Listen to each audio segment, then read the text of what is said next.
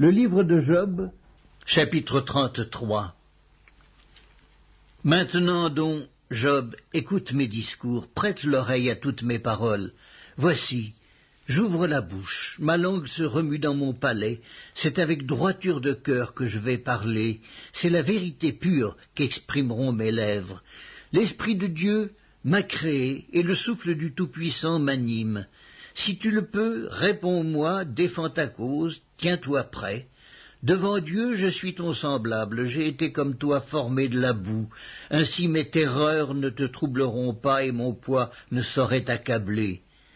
Mais tu as dit à mes oreilles, et j'ai entendu le son de tes paroles, je suis pur, je suis sans péché, je suis net, il n'y a point en moi d'iniquité, et Dieu trouve contre moi des motifs de haine, il me traite comme son ennemi, il met mes pieds dans les ceps, il surveille tous mes mouvements.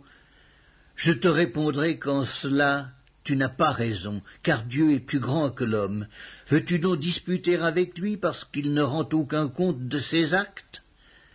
Dieu parle cependant, tantôt d'une manière, tantôt d'une autre, et l'on n'y prend point garde. Il parle par des songes, par des visions nocturnes, quand les hommes sont livrés à un profond sommeil, quand ils sont endormis sur leur couche. Alors il leur donne des avertissements et met le sceau à ses instructions, afin de détourner l'homme du mal et de le préserver de l'orgueil, afin de garantir son âme de la fausse et sa vie des coups du glaive. Par la douleur aussi l'homme est repris sur sa couche, quand une lutte continue vient agiter ses os.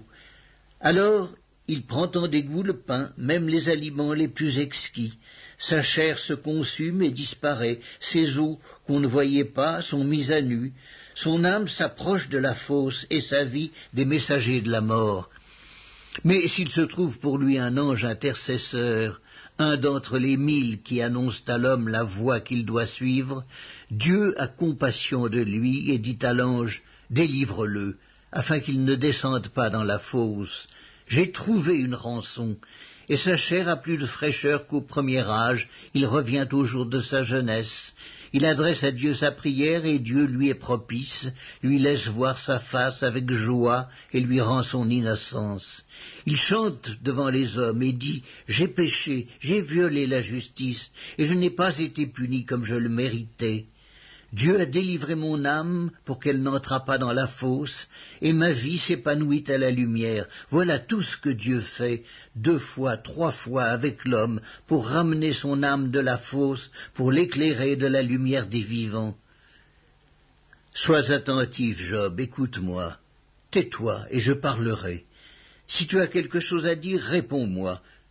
Parle, car je voudrais te donner raison. Si tu n'as rien à dire, écoute-moi. Tais-toi et je t'enseignerai la sagesse.